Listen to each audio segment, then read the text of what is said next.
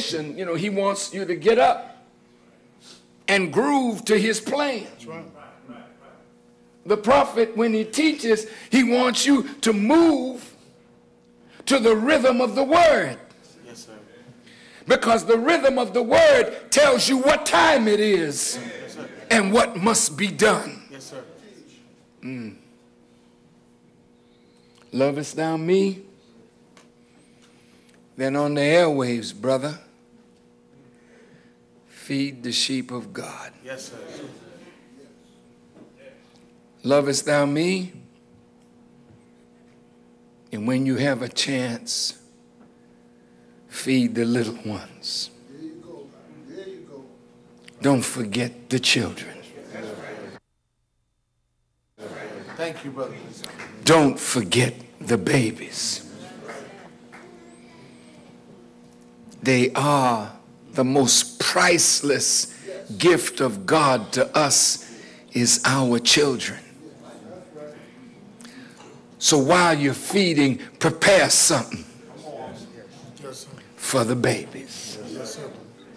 Then you will demonstrate how much you love God, like a woman who says to her husband, "Oh, sweetheart, I love you so much."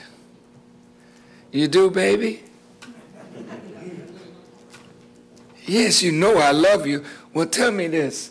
If you love me, why does my child look like the neighbor down the street?" You got to ask a question.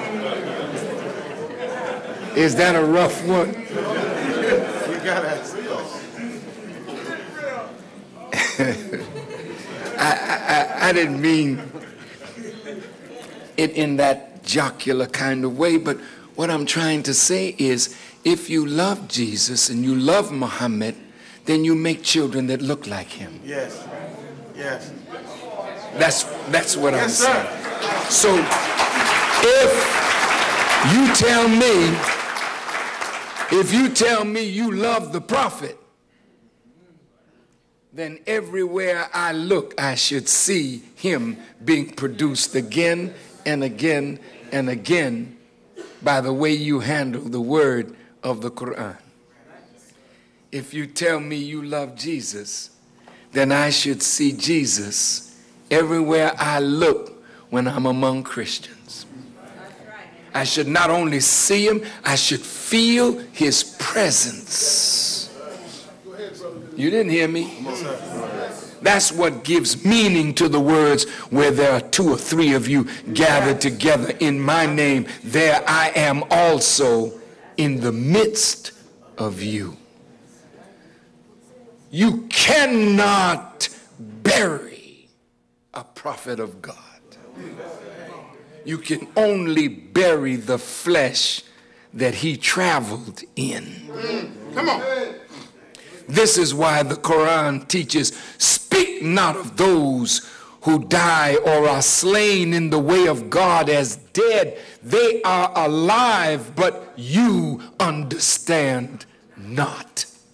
How does Jesus live? How does Moses live? How does Abraham live? How does Muhammad live? How do we live? We live by embodying the principles that undergirded their lives. Then they live again in us. Does that make sense? So that's what a minister's words on the radio gave to me to give to you. Now, what I wanted to say is, we are dealing with a ruthless enemy that is planning and has planned the destruction of us as a people. And that destruction is going on hourly and by the minute and by the second. And if we don't do something as quickly as possible, we will find maybe in the next 20 years, as a people, we might not exist. the fact that we are suffering from a chemical and biological plague of death. The chemical plague is drugs, crack cocaine. The biological plague is AIDS.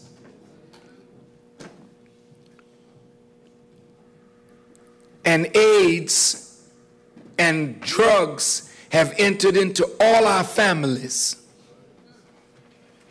And when any member of our family becomes addicted to crack, that chemical, which reaches the pleasure center of the brain, means more to them than their mother, their father, and integrity and honesty and character, because the crack addict becomes a devil in your house. A liar, a thief, and maybe soon a murderer. This is all part of a conspiracy to make black people unworthy of the promise that God has promised after 400 years of our enslavement in a strange land. He would bring us out afterwards with great substance. And we who are the last would be the first. We who are the bottom rail would come to the top. We who are the lost would be found by God and settled on the mountains of Israel to reflect God and be the cornerstone of his universal government of peace. That is God's promise to us as his people. Now we are so messed up that our ancestors looking at us could grieve themselves to death again, because we are doing to ourselves and to one another what we never did during the worst days of slavery. Now, we have had many great teachers, and each teacher that came to us, we responded to a degree. But if that teacher was genuinely a good teacher for us, our former slave masters and their children vilified that teacher so that the masses would never see that teacher as he really was and respond to the ideas that he brought for our liberation. Then when that teacher died, they corrupted the idea of that teacher so that the teacher's ideas were no longer recognized among his followers, who kept his name going but were disconnected from the power of his idea. This is a smart enemy that we're dealing with. The Bible puts it like this, Paul speaking: we war not against flesh and blood, but against principalities and powers and the rulers of the darkness of this world and spiritual wickedness in high places. Now, it ain't the flesh and the blood. I mean, you can see some wicked people every day. You wake up in the morning, you see it in your house. You ain't got to go too far. You come out your apartment, you hardly can speak to your neighbor. You look at people as they walk the streets of New York, and they all look like, I'm on my way to work, but got my paper under my arm or something else under my arm. And we look like we're all strange. Listen. Nobody, good morning. In the olden days, when we saw a fellow traveler, we didn't know him.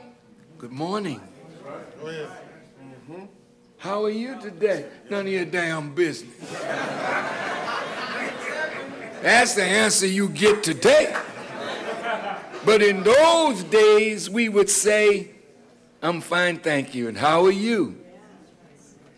In those days, I had to be careful because I cussed a lot. And when I would move out of my house and start my tirade, my neighbor would open the window. Is that you, Jane? You better watch your mouth. I'm going to tell your mother why you're talking, you know.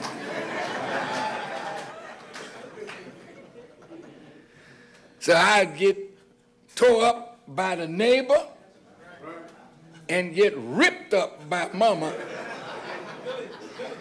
So it was a village, and there was a sense of community, and there was a feeling of belonging.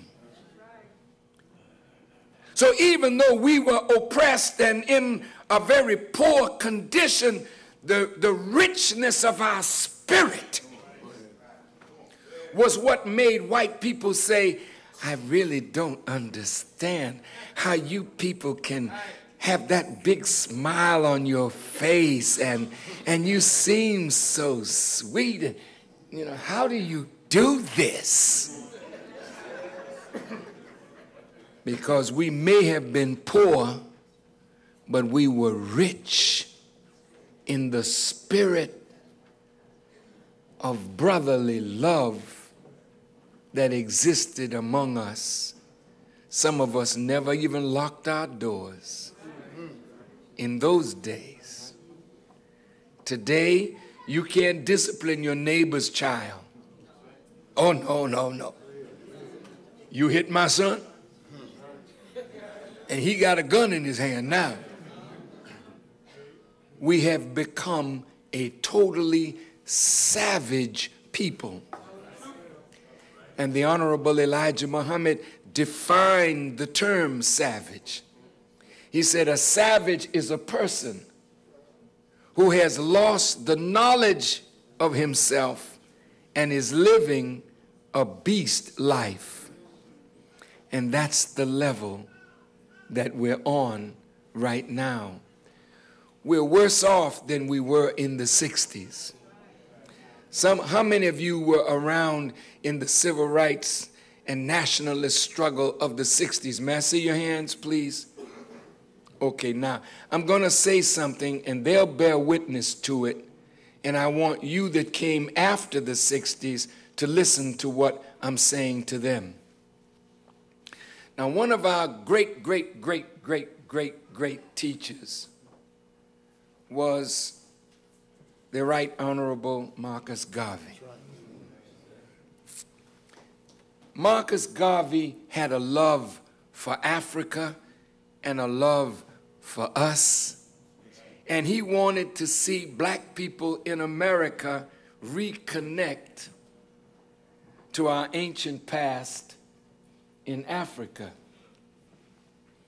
We had somebody like Booker T. Washington and W.E.B. Du Bois.